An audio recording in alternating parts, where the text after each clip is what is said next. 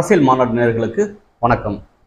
இப்போ சமீபத்தில் வர இருக்கிற 2024 நாடாளுமன்ற தொகுதி யார் யாருக்கு எந்தெந்த தொகுதி வெற்றி வாய்ப்பு இருக்குது, அங்கே மக்கள் என்ன நினைக்கிறாங்க, எந்தெந்த தொகுதிகளில் எந்தெந்த கட்சிகள் நிற்குது, யார் யாரை வேட்பாளர்களை ஆக்கி இருக்குது, அந்த இடத்துல எது சாதகம் பாதகமாக இருக்குது, இந்த வேட்பாளர்கள் அதாவது ஏற்கனவே நின்ன வேட்பாளர்கள் அவங்க செய்த சாதனைகளை சொல்லி தான் அங்கே போய் வாக்கு கேட்குறாங்களா, அந்த மக்கள்கிட்ட அவங்க மனசில் இருக்கிறது என்ன இருக்குது, இப்போ ஒரு மாறுதல் எதுவும் தேவைப்படுதுன்னு நினைக்கிறாங்களா அப்படிங்கிறத ஒவ்வொரு பகுதியிலையும் நம்மளோட அந்த செய்தியாளர்கள் எல்லா பகுதியிலையும் போய் பார்த்து, அதாவது ஒரு டீ கடை, மக்கள் இருக்கிற இடம், அதாவது நிறைய இடங்கள் சந்தைகள், இது போல் இடங்களில் போய் நின்று பார்க்குறாங்க. அங்கே மக்கள்கிட்ட சாதாரணமாக யதார்த்தமாக பேச்சுவார்த்தை கொடுக்கும்போது அந்த பேச்சு கொடுக்குற அந்த சமயங்களில் அவங்க மக்கள் என்ன சொல்கிறாங்களோ அதை எடுத்து நம்மள்கிட்ட சொல்கிறாங்க. அதை தான் வச்சு நம்ம இந்த தொகுதியில் இதுதான் நிலவரமாக இருக்குது அப்படின்னு நம்ம சொல்கிறோம். இப்போ இதுதான் நம்ம சொல்கிறதுனால இதுதான் நடந்துருமா அப்படின்னு சொன்னால் நான் சொல்கிறது இல்லை. இப்போ நீங்கள் நினைக்கிற அந்த மெயின் ஸ்ட்ரீம் மீடியா அப்படின்னு சொல்லிட்டு இருக்கிற பெரிய பெரிய சேனல்கள்லாம் பெரிய பெரிய ஆய்வுகள்லாம் நடத்தி நான் சொல்கிறேன் அப்படின்றதே பலிக்காது. ஏன்னா மக்கள் எந்த நேரத்தில் என்ன நினைப்பாங்க, என்ன செய்வாங்கங்கிறது தெரியாது. ஒரு சமயத்தில் ஒரு மாறுதல் வேணும்னு ஒரு முடிவு பண்ணிட்டாங்கன்னா ஒரே சமயத்தில் அடிச்சுட்டு போயிடுவாங்க. நம்ம அதை பல தேர்தல்களை நம்ம பார்த்துருக்குறோம். இப்போ இதுதான் வெல்லும் அப்படின்னு சொல்லி இறுதி வரைக்கும் நம்பிட்டு இருந்த அந்த பல கட்சிகள், பல வேட்பாளர்கள் அந்த சமயத்தில் சுத்தமாக தொடர்ச்சி எறியப்பட்டிருக்கிறாங்க. இது தமிழ்நாட்டில் நடந்த தேர்தல் ஒவ்வொரு சமயத்திலும் நம்ம காட்டியிருக்குது. அது போல் இருக்கும்போது ஒவ்வொரு பகுதியும் நம்ம எடுத்து போடும்போது சில பேர் என்ன நினைக்கிறாங்க, இவங்களுக்கு சாதகம் இல்லை அப்படிங்கிற ஒரு காரணத்தினால ஏங்க எங்களுக்கு சாதகமாக போடல அப்படிங்கிறத சில பேர் அழைச்சி பேசுகிறாங்க. சில பேர் அதை நாகரிகம் கருதி அழைச்சி பேசாமல் அதை கமெண்டில் போடுறாங்க. சில பேர் அதில் என்ன செய்கிறாங்க பார்த்தீங்கன்னா, சில இவங்களோட கருத்துக்கள்லாம் அதில் போடுறாங்க, இதில் இவங்க தான் இருப்பாங்கன்னு. அதை நான் ஏற்கிறேன். ஏன்னா நான் சொல்கிறதான் நீங்கள் கேட்கணும்னு அவசியம் இல்லை, நீங்கள் நினைக்கிறதான் நான் போடணுன்ற அவசியமும் இல்லை. ஏன்னா இந்த இடத்துல என்ன நடக்கணுமோ அதை தான் நம்ம எடுத்து போடுறோம். என்ன நடக்கணும்னு மக்கள் நினைக்கிறாங்க அதை தான் நம்ம எடுத்து போடுறோம்.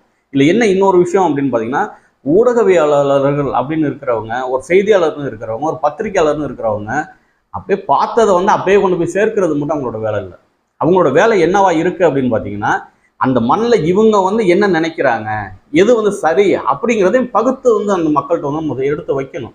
அதோட வேலையை அரசியல் மாநாடு மிக தெளிவாக செய்யும். அதாவது மாநாடு நியூஸ் மீடியா இந்த வேலையில் என்றைக்குமே சமரசம் செய்யாமல் இந்த வேலையை மிக தெளிவாக செஞ்சுக்கிட்டு இருக்குது.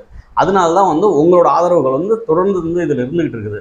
எல்லாருமே பார்க்குறீங்கிறது எனக்கு ரொம்ப மகிழ்ச்சியாக இருக்குது. அதே சமயத்தில் ஆதரவு தெரிவிங்க. உங்கள் பகுதியில் இதெல்லாம் ஒரு மாறுதல்லாம் ஏற்படும் அப்படின்னு தெரிஞ்சால் கூட நீங்கள் அதை சொல்லுங்கள். அதையும் நம்ம எடுத்து போடுவோம். இது தேர்தலுக்காக மட்டும்தான் இது நம்ம போடுறோம்னு பார்த்தீங்கன்னா அதுக்காக மட்டும் கிடையாது. மக்களை தேற்றுவதற்காக, அதான் அந்த பகுதியில் இதெல்லாம் நடக்குதுன்னா அது எந்த கட்சி நின்னாலும் சரி, எந்த கட்சி வென்றாலும் சரி, அந்த இடத்துல மக்களுக்காக மட்டும்தான் நிற்கும் மாநாடு. அதை தெரிஞ்சுக்கோங்க. தெரிஞ்சுக்கிட்டு இன்னைக்கு நம்ம இதை பார்க்கும்போது எந்த தொகுதியை நம்ம பார்க்க போகிறோம் அப்படின்னு பார்த்தீங்கன்னா, பல தலைவர்கள் இருக்கும்போது இறந்து போகிற அந்த ஒரு சூழலில் இறந்ததுக்கு அப்புறமும் இவர் மாதிரி ஒரு தலைவர் இருக்கிறாரா, இனிமேல் வருவாரா அப்படின்னு சொல்லி இயங்கக்கூடிய பல தலைவர்களை கொடுத்த ஒரு தொகுதியை தான் நம்ம பார்க்க போகிறோம். இன்னைக்கு இருக்கிற கன்னியாகுமரி தொகுதி அதுக்கு முன்னாடி அது என்னவா இருந்துச்சு அப்படின்னு பார்த்தீங்கன்னா, நாகர்கோவில் மக்களவை தொகுதியாக இருந்துச்சு. அந்த தொகுதியில் யாரெல்லாம் வென்றிருக்கிறாங்க அப்படின்னு பார்த்தீங்கன்னா, கன்னியாகுமரியின் தந்தைன்னு எல்லாராலையும் போற்றக்கூடிய மார்ஷல் நேசமணி அந்த தொகுதி தான் நின்று வென்றிருக்கிறாரு. அவர் மட்டுமா அப்படின்னு பார்த்தா, என்றைக்குமே கர்ம வீரர் அப்படின்னு சொல்லி எல்லாராலையும் இந்த கட்சியும் இந்த கட்சி அந்த கட்சியும் இல்லாமல் யாராலையும் ஒதுக்க முடியாத ஒரு தலைவராக இருக்கிறார்ல ஐயா காமராஜ் அவர்கள் அந்த தொகுதியில் நின்று வென்றிருக்கிறாங்க. 1969 அவர் தோற்கடிக்கிறதுக்கு அன்னைக்கு மிகப்பெரிய ஒரு பேச்சாளராக இருந்த திமுகவில் எல்லாராலையும் உற்று நோக்கி பார்க்கப்பட்ட கலைஞர் கருணாநிதி அவர்களை காமராஜை தோற்கடிங்க அப்படின்னு சொல்லி கூட அந்த பகுதிக்கு அனுப்புனாங்க அப்படின்னு கூட ஒரு செய்தி இருக்குது. அது இருக்கட்டும். அதே போல் அந்த பகுதியில் யார் யாரெல்லாம் வென்றிருக்காங்க அப்படின்னு பார்த்தீங்கன்னா, இப்போ நம்ம சொன்னாப்புல மார்ஷல் நேசமணி வென்றிருக்கிறாங்க, ஐயா காமராஜ் வென்றிருக்கிறாங்க, அதே போல் குமரி ஆனந்தன் அவர்கள் வென்றிருக்கிறாங்க. அதுக்கப்புறம் பார்த்தீங்கன்னா விஜய் வசந்த் வென்றிருக்கிறாரு. இப்போ சமீபத்தில் 2019 அதுக்கு முன்னாடி அவங்க அப்பா வசந்தகுமார் வென்றிருக்கிறார் காங்கிரஸ் கட்சியில் நின்று. அதுக்கு முன்னாடி யாரெல்லாம் வென்றிருக்காங்க அப்படின்னு பார்த்தீங்கன்னா, பாரதிய ஜனதா கட்சியில் இணை அமைச்சராக இருந்த பொன் ராதாகிருஷ்ணன் அவர்கள் வென்றிருக்கிறாங்க. இது போல் பல பேர் அங்கே வென்றிருக்கிறாங்க. இந்த தொகுதி ஏற்கனவே என்ன தொகுதியாக இருந்திருக்கு அப்படின்னு பார்த்தீங்கன்னா, நாகர்கோவில் மக்களவை தொகுதியாக தான் இருந்திருக்கு. அதுக்கப்புறம் 2009 அந்த காலகட்டத்துக்கு அப்புறம் மறுசீராய்வுக்கு அப்புறம் இந்த இது கன்னியாகுமரி தொகுதியாக மாறுது. அதுக்கப்புறம் தான் வசந்தகுமார் பையன் நின்று, அதாவது கடந்த தேர்தலில் 2019 காங்கிரஸ் கட்சி சார்பாக நின்று விஜய் வசந்த் அவர்கள் வென்றிருக்கிறாங்க. இது போல் வந்து பல பேர் வந்து நின்று இந்த தொகுதி அந்த பகுதியில் வந்து எது வந்து முக்கியமாக வந்து பார்க்கப்படுது அப்படின்னு பார்த்தீங்கன்னா, அங்கே வந்து மீன்பிடி தொழில் வந்து மிக முக்கியமான தொழிலாக வந்து பார்க்கப்படுது. என்ன அப்படின்னு பார்த்தீங்கன்னா, வெளிநாட்டு அதாவது அந்நிய செலாவணி வந்து இருக்கிற ஒரு பகுதியாக வந்து அந்த பகுதி இருக்குது. அங்கே வந்து இந்த தொழில் வந்து ரொம்ப ஒரு முக்கியமான தொழிலாக இருக்குது. அது மட்டும் இல்லாமல் முக்கடல் சங்கமிக்கிற ஒரு பகுதி அது.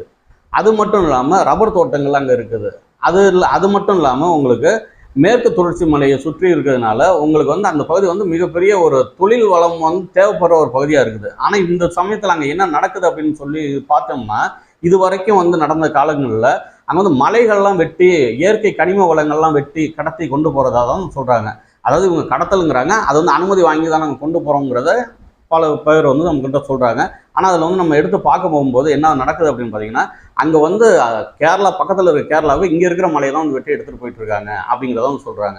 யார் யாரெல்லாம் வந்து நிற்கிறாங்க அப்படின்னு நம்ம வந்து பார்த்தோம்னா, அங்கே வந்து காங்கிரஸ் கட்சி சார்பில், அதாவது திமுக கூட்டணி காங்கிரஸ் கட்சி சார்பில் விஜய் வசந்த் அவர்கள் வந்து நிப்பாட்டி இருக்குது அங்கே வந்து வேட்பாளராக. அவர் தான் சிட்டிங் எம்பி, நம்ம ஏற்கனவே நம்ம சொன்னது தான்.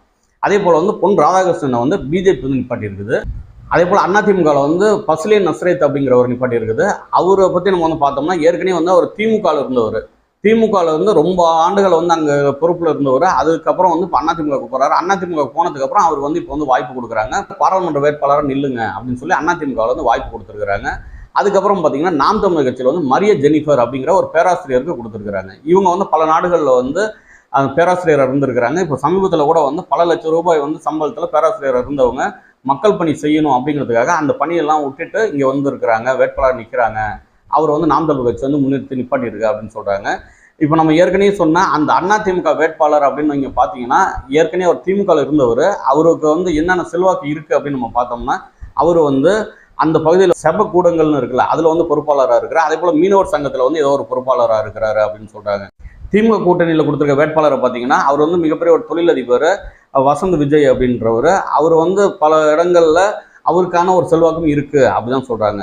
அதே போல் தான் வந்து இப்போ இது பிஜேபி எடுத்து நீங்கள் பார்த்தீங்கன்னா, அவர் வந்து ஏற்கனவே வந்து மத்திய இணையமைச்சராக இருந்ததுனால அவருக்கு வந்து புதிய ஒரு அறிமுகம் தேவையில்லை அந்த பகுதியை பொறுத்த வரைக்கும் அப்படின்னு சொல்கிறாங்க. இப்போ மரிய ஜெனிஃபர் தான் இந்த இடத்துல வந்து மாறுதலாக வந்து ஒரு வேட்பாளர் நிற்கிறாங்க. இந்த மாறுதலை வந்து மக்கள் விரும்புகிறாங்களா அப்படின்னு பார்த்தீங்கன்னா, மக்கள் இளைஞர்கள் எல்லாருமே விரும்ப தான் செய்கிறாங்க. ஏன்னா வந்து இவங்க எடுத்து வைக்கிற அந்த கருத்துக்களை இது வரைக்கும் யாருமே வந்து எடுத்து வைக்கல. எல்லாரும் வந்து எதை வந்து பேசுகிறாங்க அப்படின்னு பார்த்தீங்கன்னா, அவங்க ஏற்கனவே திமுகவில் உள்ளதை பற்றி தான் வந்து இவங்க வந்து காங்கிரஸில் நிற்கிற வேட்பாளர் பேச வேண்டியதாக இருக்குது. அதே போல் பாஜக வந்து நாங்கள் இதெல்லாம் செய்தோம் அப்படின்னு சொல்லி வந்து முழுசாக வந்து எதுவுமே செய்ததை வந்து சொல்ல முடியாத ஒரு சூழ்நிலையில் தான் பொன் ராதாகிருஷ்ணன் நிற்கிறாங்க. அப்போ இவங்கள்ட்ட இருந்து ஒரு மாறுதல் இங்கே இருக்கா அப்படின்னா இருக்குது. இதில் வந்து என்ன இன்னொரு மக்கள் வந்து சொல்கிறாங்க அப்படின்னு பார்த்தீங்கன்னா, இப்போ வந்து காங்கிரஸுக்கு வந்து இந்த இடம் வந்து கொஞ்சம் வீக்காக தான் இருக்குது அப்படின்றாங்க. என்ன காங்கிரஸுக்கு வந்து வீக்காக இருக்குது அப்படின்னு நம்ம கேட்கும்போது அவங்க சொல்கிறது, விலவங்கோடு எம்எல்ஏவாக இருந்த அந்த விஜயதரணிங்கிறவங்க காங்கிரஸில் வந்து ஒரு முக்கியமான தலைவராக இருந்தாங்க அப்படிங்கிறாங்க. இப்போ அவங்க வந்து எம்எல்ஏ பொறுப்பையும் விட்டுட்டு அங்கேருந்து போய் பிஜேபியில் போய் சேர்ந்துடுறாங்க. சேர்ந்தது வந்து இன்னைக்கு வந்து காங்கிரஸ் வந்து ஒரு பின்னடைவாக தான் சொல்லப்படுது. அதே தான் இவங்க வந்து பாசிட்டிவாக என்ன சொல்கிறாங்கன்னு பார்த்தீங்கன்னா, பிஜேபியில் இந்த விலவங்கோடுல எம்எல்ஏவாக இருந்த விஜயதரணி வந்து எங்கள்கிட்ட தான் இருக்கிறாங்க, அதனால எங்களுக்கு ஒரு வாய்ப்பு இருக்குங்க அப்படின்னு கூட இவங்களும் சொல்கிறாங்க. மக்கள் என்ன சொல்கிறாங்கன்னு பார்த்தீங்கன்னா, இது என்னங்க இது, இங்கேருந்து இங்கே வராங்க, இங்கேருந்து இங்கே வராங்க, இங்கே திமுகவில் இருந்தவர் வந்து அதிமுக வந்தவங்க சீட்டு தராங்க, இதில் வந்து பெருசாக ஒன்றும் எங்களுக்குலாம் எதுவுமே செய்யலைங்க அப்படிதான் இங்கே வந்து மக்கள் சொல்கிறாங்க. இதெல்லாம் வந்து பார்க்கும்போது இங்கே வந்து ஏற்கனவே இயற்கை வளங்கள்லாம் எடுத்து கொண்டு போகிறாங்கன்னு யாருமே வந்து பேசலைங்க. இது வந்து மாற்றி பேசுகிற ஒரே ஒரு ஆளை வந்து இதெல்லாம் ஒத்து கவனித்து மக்கள்கிட்ட வந்து எடுத்து கொண்டு போய் வைக்கிற ஆள் எங்களுக்காக பேசுகிறது யாராக இருக்கிறாங்கன்னு பார்த்தீங்கன்னா, மரிய ஜெனிஃபர்னு ஒருத்தவங்க இருக்காங்கங்க. அவங்க காங்கிரஸ் கட்சி செய்ததெல்லாம் வந்து எடுத்து சொல்கிறாங்க, பிஜேபி செய்ததையும் எடுத்து சொல்கிறாங்கங்க. அவங்கள வந்து இங்கே நாம் தமிழர் கட்சியில் வந்து சீமான் நிப்பாட்டி இருக்கிறாரு, ஆனால் இந்த வாட்டி நாங்கள் வந்து அவரை ஆதரிக்கலான்னு இருக்கிறோங்க, அவருக்கு நாங்கள் வாக்கு செலுத்தலான்னு இருக்கிறோங்க அப்படின்னு சொல்லி இளைஞர்கள் மத்தியிலையும் சரி ஒரு புதிய ஒரு எண்ண ஓட்டங்கள் இருக்குல்ல அவங்க மத்தியில் இருக்குது. அதை பற்றி வந்து நாம் தமிழர் கட்சிக்காரங்கள்ட்ட கேட்கும்போது என்ன சொல்கிறாங்கன்னா, ஏற்கனவே எங்களுக்கு வந்து மிகப்பெரிய ஒரு வளர்ச்சி உண்டான இடமும் வந்து இங்கே வந்து கன்னியாகுமரி பகுதியாக தாங்க எங்களுக்கு இருக்குது அப்படின்னு சொல்கிறாங்க. ஆனால் அதே சமயங்களில் தேர்தல் நேரம் எப்போ வேணாலும் எது வேணாலும் மாறும் இல்லையா? அதை ஒவ்வொரு நொடியும் எந்தெந்த நொடிகள் என்னென்ன நடக்குதுங்கிறது அங்கே தெரியாது. ஒரு மாறுதல் வேணும்னு முடிவு பண்ணிட்டாங்கன்னா எந்த நேரம் வேணாலும் மாறுதல் நடக்கும். அதே சமயத்தில் அந்த பகுதியை பொறுத்த வரைக்கும் இது வரைக்கும் நம்ம நடந்த அந்த தேர்தலெலாம் எடுத்து பார்த்தோம்னா அங்கே வந்து தேசிய கட்சிகளோட நீரோட்டம் தான் அதிகமாக இருக்குது. எப்போதுமே அந்த தேசிய கட்சிகள் இருந்தால் கூட அந்த சாதி வெல்லுமா இல்லை மதம் வெல்லுமா அப்படின்னு பார்த்தீங்கன்னா அந்த இடத்துல வந்து அதிகமாக மதம் தான் வந்து முக்கியத்துவம் பெற அந்த ஒரு பகுதியாக இருக்குது. அதுபடி பார்க்க போகும்போது இந்த வாட்டி வந்து ஒரு மிகப்பெரிய டஃப்பாக தான் இருக்குது. ஏன்னா இப்போ பல தொகுதிகள் நம்ம வந்து பார்க்கும்போது நம்ம வந்து சொல்லுவோம், இவங்களுக்கு வந்து உறுதியாக வந்து நல்லா இருக்குது, 99 விழுக்காடு வந்து இவங்களுக்கு நல்லாயிருக்கும், இவங்களுக்கு வந்து 99 விழுக்காடு நல்லாயிருக்கும் அப்படின்னு நம்ம சொல்ல முடியும். ஆனால் இந்த பகுதியை பொறுத்த வரைக்கும் நம்ம வந்து காங்கிரஸ் வெல்லுமா, இல்லை பாரதிய ஜனதா கட்சி வெல்லுமா, நாம் தமிழர் கட்சி வெல்லுவாங்களா, இல்லை யார் வெல்லுவாங்கங்கிறது அவ்வளோ ஒரு தெளிவாக வந்து நம்மளால் சொல்ல முடியாத ஒரு சூழலாக இருக்குது. ஏன்னா மக்களோட மனநிலை இந்த வாட்டி வந்து ஒரு ஆசிலேஷன் தான் அங்கே இருக்குது அப்படின்னு சொல்கிறாங்க. ஏன்னா அங்கே வந்து இப்போ பல போராட்டங்கள் வந்து நாம் தமிழர் கட்சி வந்து முன்னெடுத்துருக்கிறாங்க. அதனால வந்து அங்கே இது இந்த ஒரு காரணிகள்லாம் வந்து எடுத்து பார்க்கும்போது நாம் தமிழர் கட்சிக்கும் ஒரு வாய்ப்பு இருக்கிறதா இந்த எண்ணப்படுது. அது இல்லாமல் வந்து இன்னைக்கு வந்து காங்கிரஸ் பிஜேபி அப்படின்னு நீங்கள் வந்து அந்த இடத்துல பார்க்க போகும்போது இவங்களும் வந்து ஒரு புதிய வேட்பாளர் கிடையாது. ஏன்னா ஏற்கனவே பொன் ராதாகிருஷ்ணன் அதே பகுதியில் இருந்திருக்கிறாரு. என்ன செய்தாரு அப்படின்னு சொல்லி அதை வந்து சொல்ல முடியலங்க. அதை சொல்லி தானே மக்கள்கிட்ட கேட்கணும். அதை சொல்லாமல் என்ன செய்கிறாங்கன்னா, எங்கள் மோடி வந்தால் நல்லா இருக்கும், இங்கே எங்கள் மோடி வந்தால் நல்லா இருக்கும் அப்படின்னு சொல்லி பிஜேபியில் கேட்குறாங்களாம். அதே போல் தான் காங்கிரஸில் நான் இதெல்லாம் நின்று இருக்கிறேன், நான் இதெல்லாம் செய்திருக்கிறேன் அப்படின்னு சொல்ல முடியாத ஒரு சூழல் தான் இருக்குது.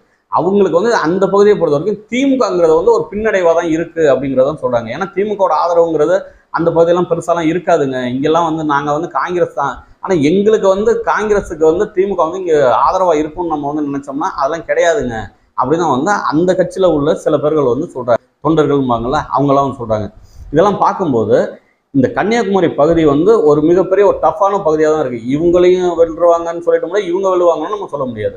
அப்போ என்ன நடக்கும் அப்படிங்கிறத இனிமேல் உள்ள காலங்களில், அதாவது மிக விரைவில் வருது இல்லையா தேர்தல், அந்த தேர்தலில் வந்து ஒரு மாறுதல் வருதா, இல்லை மக்கள் வந்து என்ன நினைக்கிறாங்க அப்படிங்கிறத அதோட ரிசல்ட் வரும்போது நம்ம வந்து தெளிவாக தெரிஞ்சுக்கலாம். இந்த பகுதியில் வந்து என்ன நினைக்கிறாங்க இளைஞர்கள் அப்படிங்கிறதே நம்ம வந்து சொல்லிட்டோம். அப்புறம் பெரியவர்கள் என்ன நினைக்கிறாங்கிறத சொல்லிட்டோம். இந்த பகுதி வந்து எவ்வளோ ஒரு இயற்கை வளம் சார்ந்த பகுதி, அதை பாதுகாத்தோம்னா, அந்த கனிம வளங்களை பாதுகாத்தோம்னா அதுதான் எந்த கட்சியாக இருந்தாலும் எந்த கட்சி ஆட்சிக்கு வந்தாலும் மக்களுக்கு நல்லது அப்படிங்கிறத மக்கள் வந்து விரும்புகிறாங்க அப்படிங்கிறது இப்போ சமீப காலமாக வந்து ஒரு மாறுதல் வந்து தெரிய ஆரம்பிக்குது. இந்த பகுதியில் யார் வெல்லுவாங்க அப்படிங்கிறத, எந்த கட்சி வெல்லுங்கிறத மிக விரைவில் வர தேர்தல் வந்து சொல்லும். அதை வந்து நம்ம பார்ப்போம். இப்போ அடுத்த தொகுதியை பற்றி அடுத்ததில் வந்து நம்ம பார்ப்போம். நன்றி, வணக்கம்.